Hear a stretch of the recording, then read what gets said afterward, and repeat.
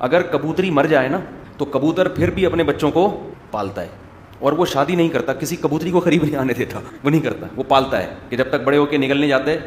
لیکن کبوتر اگر مر جائے نا تو کبوتروں کو, دوسرے کبوتروں کو جب پتہ چلتا ہے نا یہ فیمیل بیوہ ہو گئی ہے اور اس کا ہسبینڈ مارکیٹ سے شارٹ, تو وہ اس کبوتری کو چھوڑتے نہیں ہیں, جس کا رزلٹ یہ نکلتا ہے کہ کبوتری مجبور ہو کے کسی سے شادی بیاہ کر لیتی ہے, اور پھر وہ بیچاری چاہتی ہے اپنے بچوں کو پالنا, لیکن کبوتر اس کے بچوں کو برداشت نہیں کرتا, اور پھر ان بچوں کی بالآخر بڑی بے دردی کے ساتھ موت واقع ہوتی ہے. یہ منظر ہم نے دیکھا ہے. ہمارے گھر میں کہیں کبوتروں نے گھونسلہ بنایا ہوا تھا کھڑکی کی طرف, روشن دان کی طرف, تو وہ بیچارہ کبوتر کہیں پنکھے میں آ کے شہید ہو گیا, کبوتری بیوہ ہو گئی. اب ہوتا کیا تھا, میں تو روزانہ دیکھتا تھا نا کہ کبوتر کے چھوٹے چھوٹے بچے نا ایسے منہ کھول کے بیٹھے ہوئے ہوتے تھے کہ ابو امی آ رہے ہیں, کھانا لے کے آ رہے ہیں. جیسے ہی ماں آتی تو وہ او چی چی جیسے بچے شور مچاتے ہیں, ماں ان کو منہ میں دانہ ڈالتی. پھر اماں کہیں چلی جاتی تو ابا آتے وہ دانہ ڈالتے. اب کیا ہو گیا ہے کہ وہ بڑا پیارا منظر ہوتا ہے دیکھنے کا, ماں باپ کی محبت نظر آ رہی ہوتی ہے اس میں, چھوٹے چھوٹے معصوم بچے منہ کھول کے کھڑے ہوئے ہیں, اور کبھی اماں آ کے دانہ کھلا رہی ہیں, کبھی ابا آ کے دانہ کھلا رہے ہیں. وہ ابا کا بیچارے کا انا للہ ہو گیا.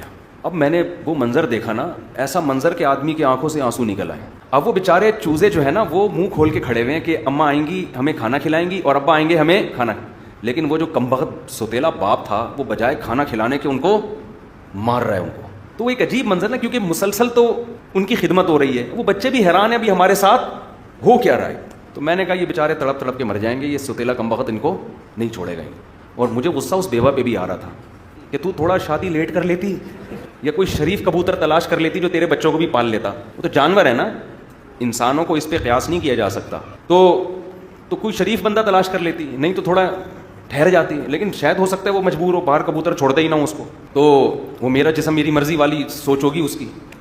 تو بہرحال ہم نے کیا کیا, ان کبوتر کے بچوں کو میں نے ذبح کر دیا. اس لیے ذبح کر دیا کہ میں نے کہا بیچارے تڑپ تڑپ کے مریں گے بھوکے پیاسے, اور وہ وہاں کے ٹارچر کرتا رہے گا یہ سوتیلا کھڑوس جو ہے نا, تو اس لیے بہتر ہے ان کو ذبح کر دو. اب پتہ نہیں ذبح کر کے کھا گئے یا پھینک دیا, کیا کیا یہ مجھے یاد نہیں ہے, کیونکہ آپ کو تجسس ہوگا کیا کیا ذبح کر کے. کبوتر کی کڑھائی بہت مزے کی بنتی ہے, کبوتر کے گوشت میں ہیک ہوتی ہے تھوڑی سی, اگر کوئی ایکسپرٹ ہو نا تو اس طرح سے پکاتا ہے کہ اس کی ہیک ختم ہو جاتی ہے. پھر بہت زبردست ہے کبوتر کی کڑھائی, کھا لیا کرو. بہت زیادہ کبوتر کی بیٹوں میں بیماریاں ہیں, تو یہ جو لوگ کبوتروں کو, جنگلی کبوتر اتنے غول کے غول ہو گئے ہیں, کھانا شروع کرو, تھوڑا ان کی شارٹ کرو, مارکیٹ سے کم کرو.